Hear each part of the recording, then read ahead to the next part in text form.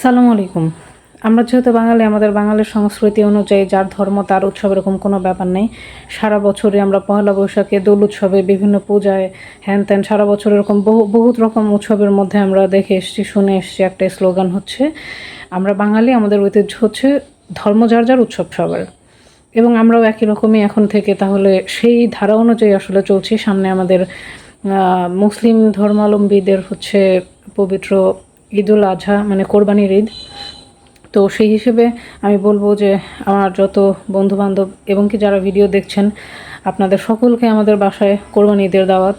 এবং কি আমাদের উৎসব তো আরও ভালো, জানেন, কোরবানি টানা 3 দিন থাকে।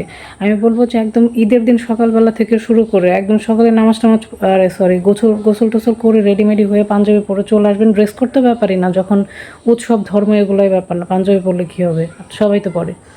যাই হোক, পাঞ্জাবি পাজামা পরে সুন্দর করে চলে আসবেন। এসে একেবারে সকালবেলা নামাজ পড়া থেকে মসজিদে জামাত থেকে শুরু করে তারপরে হচ্ছে কোরবানি, গরু কাটা, একসাথে সব কিছু করে আমরা সবাই একসাথে রান্নাবান্না করে একসাথে কিন্তু খাবো না, ঠিক আছে? তো আমি আশা করব যে সবাই আসবেন। এবং কি ঈদের 3 দিন ঈদেই কিন্তু দাওয়াত, সবাই একসাথে খাওয়া দাওয়া করবো, মজা করব, ঘোরাঘুরি করব।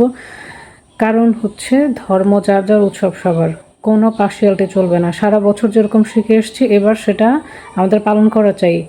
কেউ যেন আবার বলবেন না যে আপনাদের ধর্মে আঘাত করেছে হ্যান ত্যান, এসব ভক্কর চক্কর কিন্তু কথা খুবই খ্যাত, এগুলো কেউ মানেও না। আর এগুলো যারা মানে তারা আসলে আমাদের সমাজের প্রাণীর মধ্যে পড়ে বলে আমার মনে হয় না। এসব ফালতু কথা বলে আসলে মেজাজ খারাপ করবেন না।